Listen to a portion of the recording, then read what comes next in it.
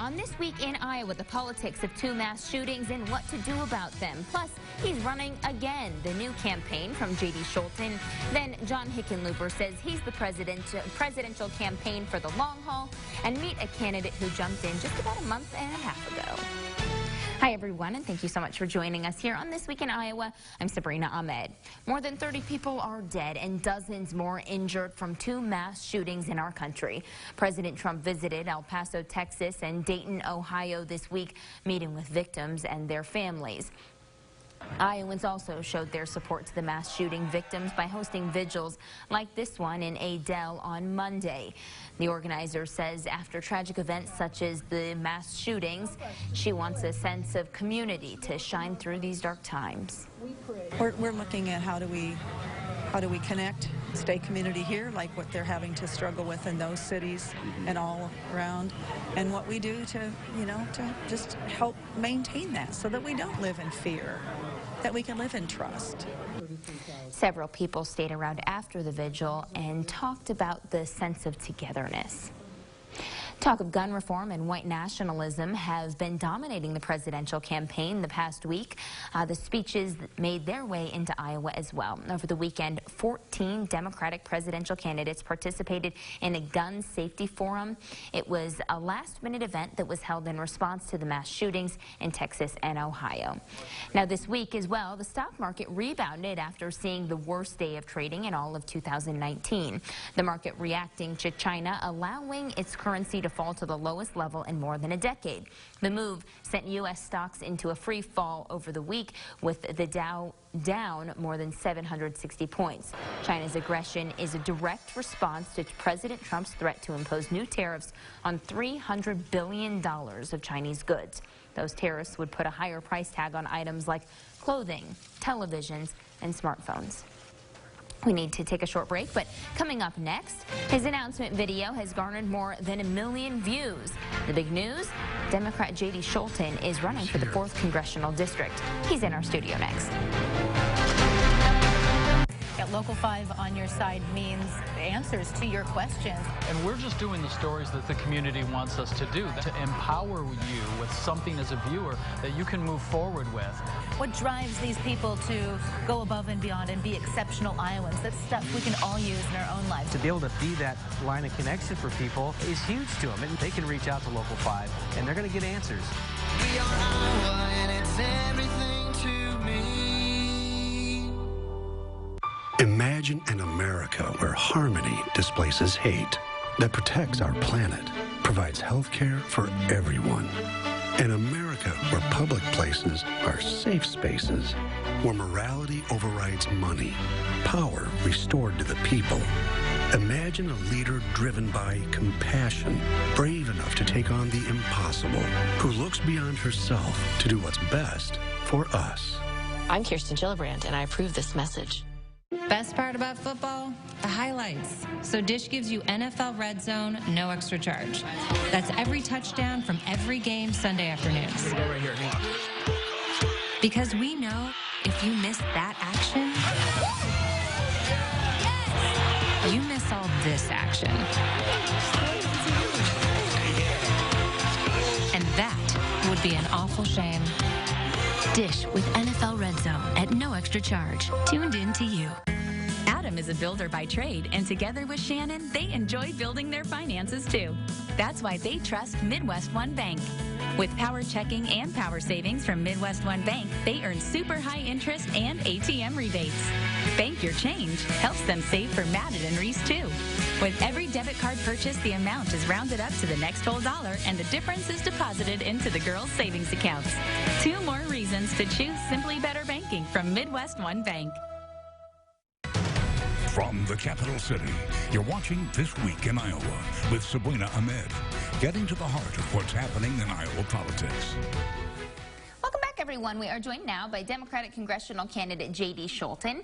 J.D., welcome back. Thank you for having me. And congratulations on your announcement. I appreciate it. You've decided that you're going to run in the 4th Congressional District again, potentially against Congressman Steve King if he wins the primary. Right. Why did you decide to run again? Well, ultimately, it came back from last cycle when we moved the needle 24 points, and we fell just a little bit short. And of the 24 points, that's the third most in the nation. And we just felt there was unfinished business, and it seemed like the right thing to do. I'm from the 4th District, my heart's in the 4th District, and ultimately that's where we decided to go. So your original campaign, your last time around, was against Congressman Steve King, and that was part of the reason why you moved the needle as much as you did. But this time around, there's another kind of player in this, and that is Randy Feenstra, in that he is primarying Steve King first. So how does that change the dynamic of the race for you? Well, there's 2 other people, too, along with him. Ultimately, it doesn't change anything, because the way we ran all 39, going to all 39 counties, all the town halls we did, I barely talked about King. My campaign's about what we are for, and fighting for a lot of different things. Fix health care, fight for an economy that works for all of us, secure our democracy by getting the special interest that's dictating it out of D.C. And ultimately, I'm going at this with the same mentality of when I used to pitch. And I didn't care what the other team was. I pitched to my strength. In this cycle, we're going to do the same exact thing. What would you say is your biggest challenge leading up to the election? I would say making sure Sioux City Sue is all ready to go and continue to go nonstop. And so that's our Winnebago RV, obviously. We've already got it coming down here, and we're going up to the Wingding tomorrow, and so we're very excited. Now, what would you say are your biggest strengths leading into the election? You know, the excitement of the campaign that's happening right now is just overwhelming. We had events along the way the last few days, and it's just absolutely amazing to see the new people who are jumping on board, and they want to go door knocking right away, and we're still just trying to get our feet off the ground, or just grounded a little bit. And it's absolutely exciting, and just the amount of energy that's there already is pretty exciting. Talk to us about fundraising a little bit. What do your numbers look like so far? Obviously, you haven't had a formal reporting yet, so what does that look like for you? Honestly, I've been going and meeting folks. I haven't even seen the numbers yet. It's been a whirlwind of a week, but I'm sure we're bringing in a few bucks, but at the same time, we're not taking any corporate PAC money like we didn't last time. We're a very people-powered movement, and the grassroots effort that happened last time, that's the reason why we moved the needle so much, and we're focused on doing that again. Now, because you will have a different kind of Republican field, because there are so many other players in it, how does that change your strategy from the way that you operated in 2018 to now? It doesn't. I mean, I thought we had a winning strategy. The only thing that really happened was we ran out of time, and the way we started was so humbly, and I didn't know if I could raise $5, but I knew I could get out there to the people.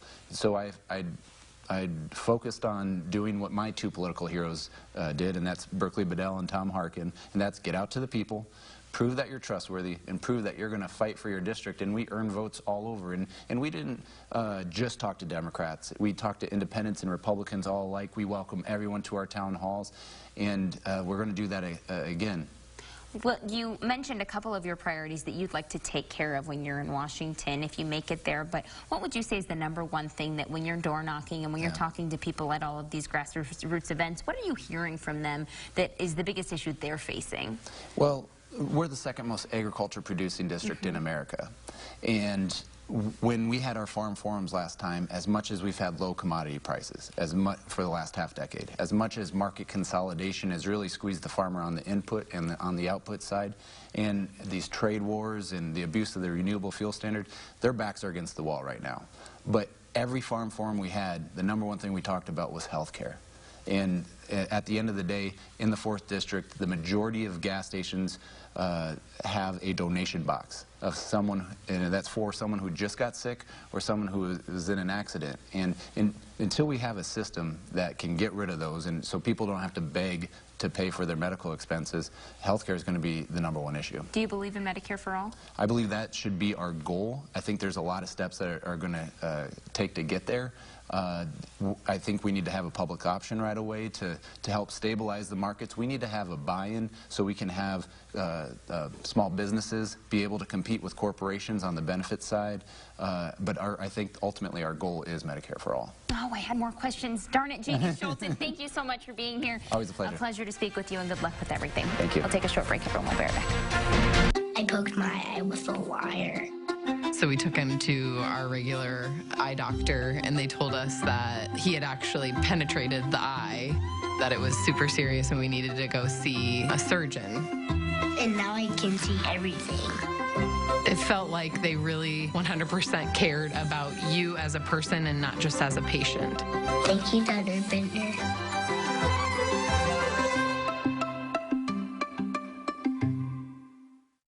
It's in our nature to explore the possibilities and embrace the unknown. We travel the same road, knowing the unexpected may occur. When you need us, we'll be there. If you're injured in a motorcycle accident, call 1-800-LAW-TIGERS, Iowa's motorcycle lawyers. Local 5 tells the stories that matter to you, including the ones happening at the largest event of the year. Over 125 different animals. It's always a good view. Look down and see what everybody's doing. From the newest foods and best deals to the can't-miss competitions. How do you make this lemonade? Local 5 has the inside scoop at the Iowa State Fair. Follow us on Facebook and Twitter for digitally exclusive content. Extensive coverage on air and online, because at Local 5, we are Iowa. Happy Mother's Day! Actress Kristen Bell on the joys of motherhood. This is Jordan. Jordan poops her pants. You make it almost comfortable in an uncomfortable kind of way. Thank you. Blown away by this military mom. You had the flu when you delivered? Yeah. Kristen drops a life-changing surprise. Impress the moms you love with a Mother's Day spread. Gotta do this breakfast in bed, 100%. Good luck. Happy Mother's Day, Mom. Monday morning at 9. On Local 5. I'm doing everything I can to show this extravagant lifestyle, but in reality, I'm lonely. We challenged one social media addict to give up snaps for a full week. The Doctors. Monday at 3 on Local 5. You're watching This Week in Iowa, Sunday morning talk focused on the political scene in Iowa. John Hickenlooper is the former governor of Colorado, and he is a Democrat running for president. He says he never imagined that he would run for this office, but after his success as governor, he decided he could do it on a nationwide level as well. Colorado was 40th in job creation. For the last 3 years, we've been the #1 economy. We got rid of red tape and bureaucracy. We expanded access to capital. We changed how people think about themselves in Colorado. As that we were going to be the state that was the most pro-business state in the country, with the highest environmental and ethical standards that you can have. And it worked. We changed how we think about ourselves. We got rid of the red tape. We expanded the access to capital. All of this worked. Now I think I can do it for the country. And I thought Hillary would be president. I thought I'd go back to the private sector when I finished being governor in 2018. Or I guess it was the beginning of this year, 2019. And, you know, the more I looked at it, I'm the one guy who's actually done what most of the other candidates can only talk about doing, right? In other words, we got to near universal health care coverage in Colorado. And we didn't do it with a big, massive expansion of government. We did it by creating innovation and solving problems. We became the #1 economy, as I said, and we did it by, you know, working together, Republicans and Democrats, bringing people together. That's what the country needs. What would you say is the biggest issue, the single biggest issue facing Americans right now? I think the thing that most people feel most intensely is health care. The cost of their co-pays, the cost of premiums going up and up and up, and worrying about if they do get sick, will the cost of drugs be covered, and what if they have to go to a hospital that's not in their plan and they suddenly have a $50,000 bill, do they go bankrupt? I mean, these are legitimate fears. First, we have to have transparency in the hospitals and clinics. Let people see what they're going to have to pay, what their copay is going to be. It's the 21st century. That's not, I mean, Walmart can tell you what 140,000 different things cost in a second. The second thing we have to do, in addition to transparency, is allow the federal government to negotiate in bulk for our pharmaceuticals. You mentioned climate change just a few moments ago. Talk to me about what you believe, how we can do that without breaking the bank, as you said. Well, climate change is the single greatest existential threat that we face. It's the greatest threat humanity has ever faced. And, you know, I've got a master's in Earth and Environmental Science. I'm a geologist. I get it. It's real. And it is not going to go away. A lot of the solutions aren't that expensive. We did methane regulations in Colorado. We got the oil and gas industry to sit down with the environmentalists. They don't like each other. But over 14 months, we massaged the social situation, but we got methane regulations. We've got to move towards electric vehicles and build the infrastructure for that to happen. We've got to address some of the heavy industry causes of CO2 emissions. But these are all things we can do. We're going to have to invest in more research and development and some to create innovation. But basically, these things are going to be market-driven and pay for themselves. The key is we've got to build international relationships so that what we do in the United States is part of, it's the best practices, but it's part of a global approach. So it's got to be India and China and Europe and South America. Everyone's got to embrace the reality of climate change. Speaking of China, farmers and agriculture is the base of how we survive and how we succeed, whether we're farmers or not. So yes, China is a bad actor. But how do we get past this? Because farmers will say, I've talked to many farmers who will say, you know, I will bear the brunt of this trade dispute for the time being because China's a bad actor. But islands are proud, and they don't want to admit when they can't do it anymore. Well, the president is playing the farmers of America for fools. And almost everyone understands that. Look, China was cheating on international agreements. China was stealing intellectual property. I get it. The way to address that is to build your alliances with all the other global powers, and you isolate China. You show them that their economy is never going to really grow and never become integrated to the world markets if they don't conform to the expectations of world standards, right? Intellectual property has to be protected. You can't cheat on your international agreements. We would have gotten them there eventually. The TPP needed to be changed.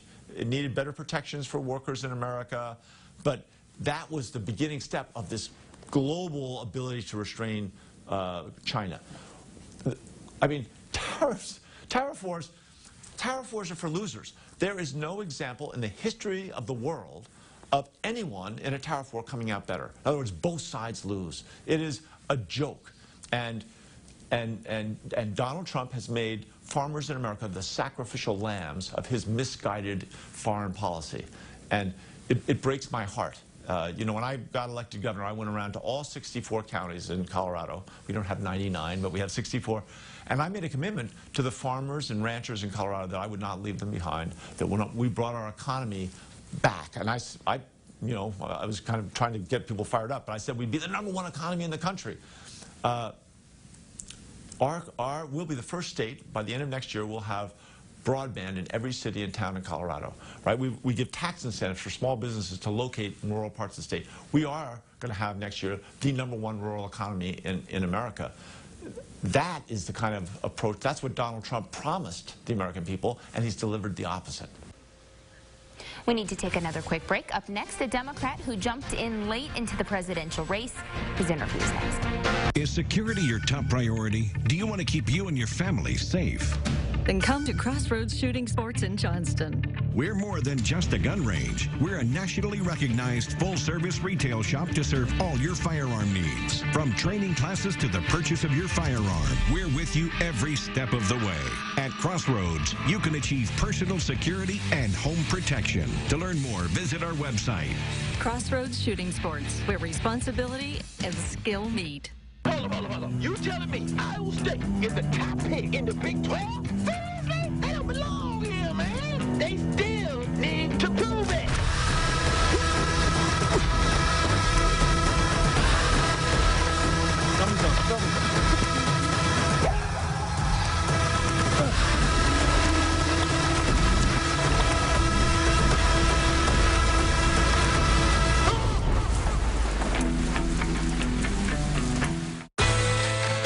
How do you win over fans? To give them something they love, something no one else can, something they can't get enough of. And then you give them more. Hurry in to see why Ram has the most loyal half-ton pickup owners during the Ram Summer Clearance event. It's State Fair time. Now get 20% off MSRP on select 2019 Ram 1500 Classic models and dealer stock. No, what do you say? Please. Sure, here's some spaghetti. Thank you. You're welcome. Hey, wait, come sit at the table. Well, don't leave the door open. Oh, what am I gonna do with you? You're watching This Week in Iowa, Sunday morning talk focused on the political scene in Iowa. Welcome back, everyone. Well, he got into the race late, but he is now barnstorming Iowa, trying to convince voters that he should be the next president. We are joined now by Joe Sestak, who is a Democrat running for president. Mr. Sestak, thank you so much for being here. It's Joe, please. Thanks for having me aboard. Okay, so give us your short bio. You've had quite an interesting career to get to where you are. You're a Navy man. Right. Give us a quick bio. A quick one is, you know, I joined up in the Navy. I was very fortunate to rise to the rank of a 3-star admiral. But during that period of time, it was wonderful. I got to work for President Clinton as his director of defense policy because the Navy invests in its officers. I was sent to Harvard to get a doctorate in national security and economics. But my most fun was at sea. I commanded an aircraft carrier battle group in the war in Afghanistan, but I was also on the ground there for a very brief period at the beginning of the war, meeting with SEALs in broken down townhouses. But then my daughter got brain cancer. She was 4 years old. I got married late in life at 47. Couldn't convince anyone, but I did.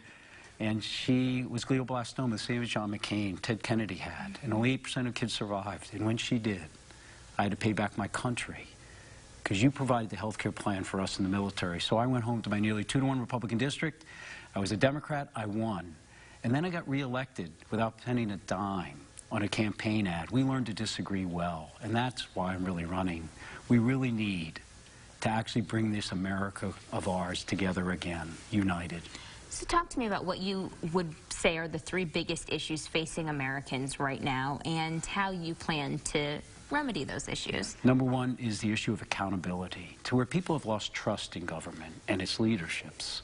And so what you really need is someone who they know and has demonstrated they will be accountable to them, above party, above any special interest, and certainly above oneself.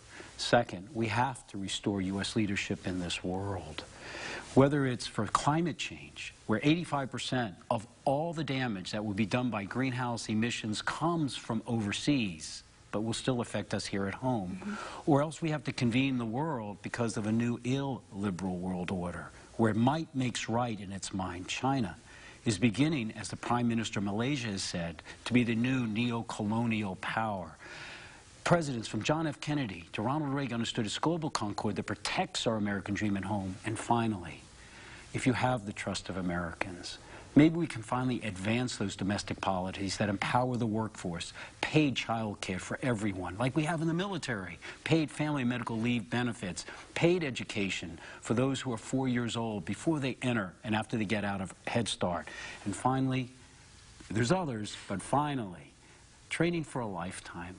The men and women who work with their hands and their minds, we spend less on the skilled training for those laborers, the engine of our economy, than any developed nation. I want to have training for a lifetime so that when technology means you lose your job from a coal mine or something, or all of a sudden you have wireless tractors here in Iowa, you're trained for the next job. You just don't kick them out of the workforce. So we'll get into more policy in just a moment, but first I want to talk about how much time you've spent in Iowa. Yeah. You spent, I think, 36 straight days here.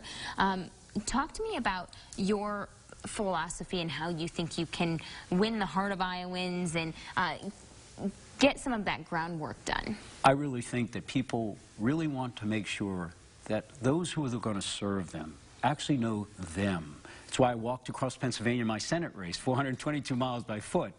And that's what we're doing here. I came back after one day to go to the Wall Street Journal editorial board, who asked me to speak with them. When I came back, I continued what we're doing. We've run in about 9 parades. I've shaken over 25,000 hands.